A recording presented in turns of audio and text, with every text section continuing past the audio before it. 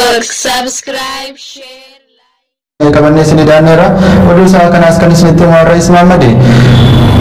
Hidhamtoota siyaasaa Oromoo Dirreedawaa keessatti hedduu akka rakkachaa jiran dhaga'ameetu jira. Gabaasa dabalataaf Daraartuu Shaanii. Hidhamtoonni siyaasaa Oromoo Dirreedawaa keessatti hedduu rakkachaa jiraachuun dhagahameetu jira. Namoonni Dirreedawaatti hidhaman kanneen himanni itti baname beellamarra jiran qofaa miti. Keessaafuu Malkaa Jabduu Araddaa Duwwaa Takkaa keessatti namoonni buufata poolisiitti guuramanii mana murtiitti deddeebi'aa jiranii fi kan murtiin itti kennamee karchallee bu'an hedduudha. Kanneen kunis xiyyeeffannoo guddaa barbaaduun kanneen keessaa mucaan Ramadaan Kadiir Qamar jedhamu kunis himata kanaan hidhamee adabbii waggaa 12 fi ji'a 6 kan karchallee bu'ee itti murtaa'eeti jira.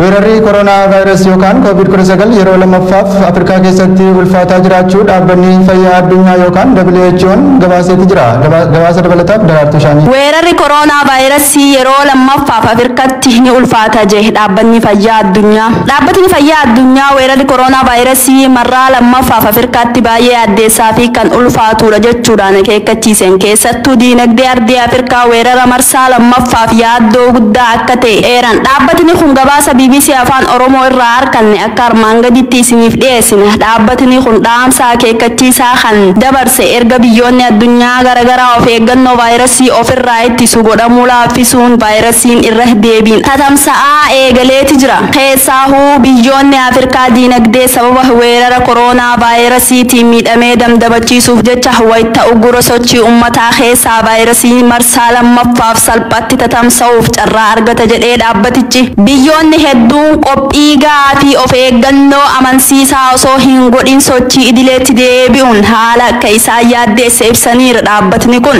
akka dhaabbata kanaatti haalli amma jiru akkaataa yoo itti fooyyee vaayirasichi bifa haaraan addunyaa waan weeraruuf addunyaan balbala ishee cufattuu deebi'uu malti. Afrikaan kufaatii diinagdee sababa koronaa vaayirasiin ishee mudate jalaa damdamachuuf baasii eegumsa fayyaa doolaara tiriliyoona takka tuqaa lama akka barbaadu dhaabbanni maallaqa idil addunyaa beeksiseeti ture. Maallaqni hammi kun kan barbaachisu ammoo waggoota 3 dhufan keessatti Afrikaa keessatti lakkoofsi namoota koronaa vaayirasiin qabamanii fi du'anii kan biyyoota addunyaa kanaati gadaanaadha. Garuu akka baankii addunyaan jedhutti sababa weerara koronaa vaayirasiitiin lammiileen Afrikaa miliyoona 43 ta'an dabalataan rakkoo hamaatuuf saaxilamaniiru. Dafoo weerara kanaan carraa hojii xiqqaachuu fi galiin maatii harka 20 takka irrachuudhaan ammoo diinagdeen Afrikaa waggoota dhiyoo as fooyyee agarsiisee dhufe.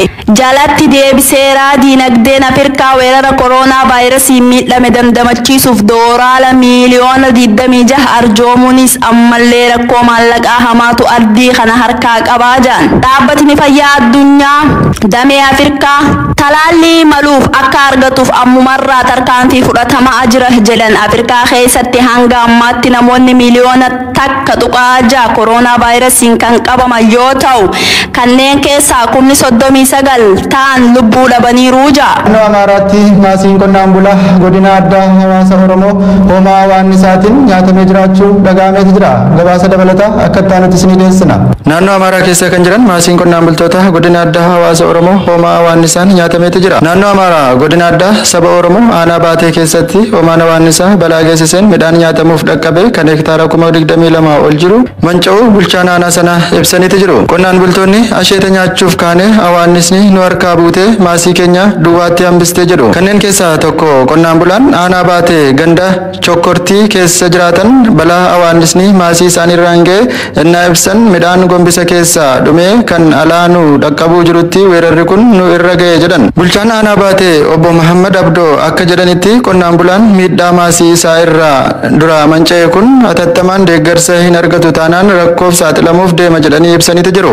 Fayyaan ija obbo Baqqalaa Garbaa mana hidhaa keessatti rakkoo hamaaf saaxilamaa jiraachuu dhaga'ameetu jira. Gabaasa dabalataa akka itti isinii dhiyeessina.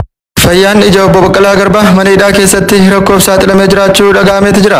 Fayyaan obbo Baqqalaa Garbaa ammallee rakkoo keessa jira. Rakkoon ijaa armaan dura sababuma hidhaa keessatti mana hidhaa yookaan dukkana keessatti mudateen yaala gahaa fi hordoffii gahaa argachaa hin jiranu. Armaan dura yeroo koomishinii poolisii federaalaatti biiroo qorannoo federaalaa yookaan caffee aannanii yookaan Meeksikoo jiru wayita turanitti bu'aa ajaja mana murtiitiin yaalamaa turani. Haaluma wal fakkaatuun torbanuma kana bu'uura manni murtii mana sirreessaaf ajaja kenneen yaala argachuuf manni murtii obbo Baqqalaa Garbaaf kaffaltii barbaachisu erga raawwatanii booda manni sirreessaa yookaan qaallittii yaalchisuuf dide. Manni murtii yaaluma barbaachisaan akka taasifamuuf ajajee kan ture ta'us manni sirreessaa yookaan qaallittii garuu yeruma sana dhuunfaa keessa waan hin jedhamnee fi yaalichisuu akka hin dandeenye ibseeti jira. Asirratti kan hubatamuu qabu yaaliin ija obbo Baqqalaa Garbaaf barbaachisu manneen yaalaa mootummaa keessa kan hin jirre yoo ta'u akkuma biyyaattuu manneen yaalaa dhuunfaa lama keessatti qofa argama. Hordoffiin qorichaa ji'a ji'aan osoo walirraa hin citin yoo taasifameef malee rakkoo hamaa fayyisuu hin dandeenyeef saaxilamuu akka danda'u hubatameeti jira. Talagaa daawwattoota keenya oduun isaa kanaaf qindeeffannee qabannee isinii dhiyaanne asirratti goolabna. Hanga oduuttaan walitti deebinutti nagaan nuuf tura.